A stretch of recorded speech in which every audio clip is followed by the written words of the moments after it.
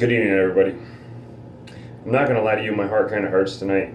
I've been dealing with a teenage daughter.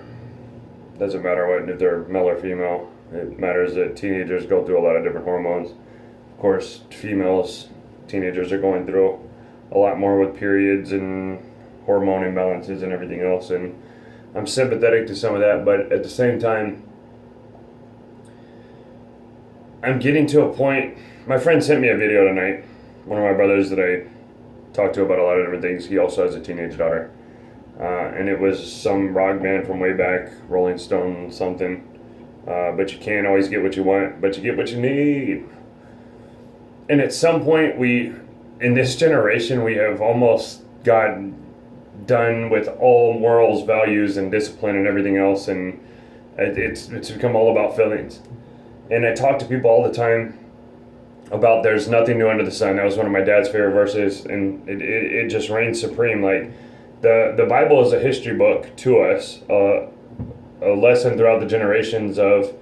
You start with Adam and Eve and the blame game, and we like to blame people. You go to Cain and Abel. He killed somebody with a rock. It wasn't the rock's fault. It's not the gun's fault. It's not all these other objects' faults. It's the condition, heart, and soul of the man and the mindset, the ideology. People want to kill people when they're jealous, when they're angry, when they're all these different things, and there's nothing new under the sun. The Bible literally reveals to all of us multiple things, but one of my biggest things, especially with like my daughters, my children, I have my son too, is how do you teach them something and chastise them? How do you teach them discipline and morals and values with this society has become so hell-bent, and I get there's parents that used to beat the hell out of their kids, and that's horrible, wrong, and awful.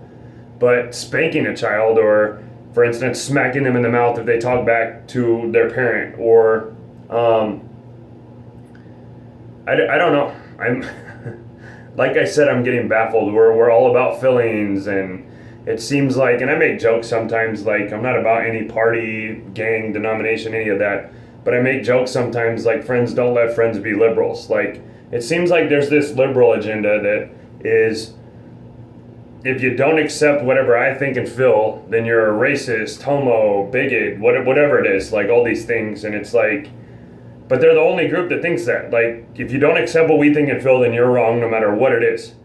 And it's like, if another side came in and said you don't accept what we think and feel, then they're wrong. But you're not wrong for thinking whatever you think. And some of these things, like I tell my guys at work all the time, I tell my kids, like, some of this is common sense. Some of it should be, there's nothing new under the sun. The sun rises and then the moon comes, and then the sun rises and the moon comes, and we have day and we have night, and we have a Bible that tells us all these certain things that God gave and put in human history for a reason. And I'm not just trying to get long and drawn out, but Trick Daddy, for instance, I grew up on a bunch of gangster rap, and like back when I grew up on it, there were morals and values, and it was a means to an end for a cause of fight for this. And nowadays it's like, and even he said in one of his verses, how can you chastise a child if you ain't allowed to beat it? And I'm not saying you should, there's verses in the Bible even that I know that are spare the rod, spoil the child. But we are spoiling our kids.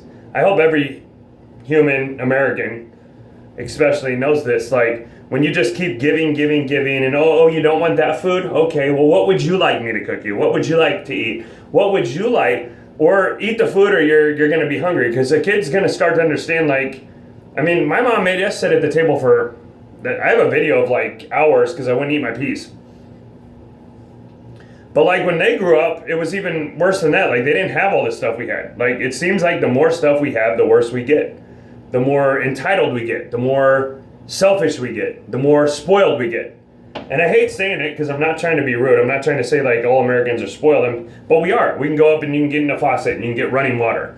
And half of us have 2 vehicles now instead of 1. We have a roof over our house. We have clothes on our back. And like, if it's not name brand, then we look down on people. And it's been going on since the Garden of Eden. Again, they put on Louis Vuitton fig leaves make-believing. But God sees through that foolish pride. We sit here and we cover ourselves up with things and stuff and makeup. And I mean, come on with the jokes. Like, we sit here and paint on this clown face. Like, if Joker does it, it's way too much. But if a woman does it with her eyeliner and her lashes and keeps giving all this money to companies that keep pimping us, and then Christmas and all these things roll around and we're supposed to buy our kids more. You need more stuff. You need more toys. You got the 34-inch. You need the 54-inch. You need the 60-inch. You need the surround sound. You need all these things. You need. But do we need it? Are you not content with food and water? I don't know. And maybe I'm rambling, but I get to the point where we're basically spoiling this generation. We're telling them everybody deserves an award and everybody deserves this. What happened if you work hard and you get it and you win? You won. And if you lose, you don't get participation points or awards or whatever it is. But we literally are crippling our own generation of whatever you feel, whatever you think, whatever you feel. And one of my biggest things that I was taught, and still reigns supreme to me today, is it's not about what we think and feel, it's about what God has said and done. My son Gabe was sitting on my lap tonight and was like, "What's that, Dad?" He's big on Captain America. And I was like, "That's Transformers." And like, these kids have an irrational sense of superhero and Flash and Hulk and Iron Man and Thor. And I usually wear a shirt, and you can find it in a lot of my other videos, where Jesus is sitting in front of all of them and saying, "This is how I saved the world." Because they're made up fictitious things. Like, you got Thanos snapping his fingers and God literally spoke the planets into existence. Like, yeah, you're a made up mythical thing and God's real. But I also know a God that can transform your heart, can transform your mindset, can transform your soul if you'll dig into his word. And we were given this book that's a history book, a love letter, all these things. And if you won't apply them to your lives, if you won't teach them to your children, if you don't have faith, you don't have hope, I don't know what you have. Like, I recently lost my dad. I've lost many people in my life. Without faith, I don't know what is the point. But we have, again, and this goes back to, you can have all the intelligence in the world, you can have all these degrees, and it doesn't mean jack if you don't have faith, if you don't have wisdom. Real wisdom comes from the God that created us. And if you don't realize that you're made in his likeness and image, and that you have an identity, and that you have a purpose, and you have all these things, then what is the point of anything?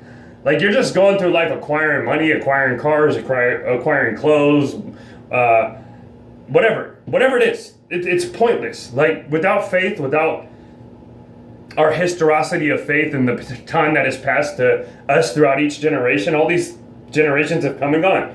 All these societies throughout generations have come and gone. And what do they usually fall to? Self. Me. And I don't know. I don't want to sit here and ramble on, but like, we're spoiling our kids. There has to be a point that you discipline them. There has to be a point that you can spank a child. My dad spanked us. I know there was one time he was freaking out and wasn't doing it the right reason. My mom locked him out of the car, and we had to laugh. But I get going overboard, and like, some of that taught us good things. Like discipline, morals, rules, values. Like, it's not always a bad thing. Like, and at the point we won't discipline our kids, or we want to be their best friend more than their parent, we fell as a society. Like, when we all the way go over to, it's all about your feelings and indulging in self and lust and flesh and all this other stuff, that's how it all goes to the toilet. And so I pray this tonight. Actually, I will say a prayer. I haven't said a prayer on these before, but dear God, help us to not be a nation that takes for granted everything that you've given us. Help us to be a nation that rises up. And help us to be a nation that teaches our kids some of the things that they need to learn as a parent and not as a friend. And later on, hopefully we can be best friends with our kids. But at the start, we need to be a parent. We need to teach them morals, guidelines, rules, discipline, faith, and pass these things to them. Or there is no point to life. Father, help all of us guard our nation, to guard our hearts and minds, and to feed the spirit more than we feed the flesh. In Jesus' name I pray, amen. Love God, love people, love y'all. I don't know. Sometimes I feel like I get on here and ramble, but I feel like I got a lot of stuff to say, and I don't I don't know what to say until. So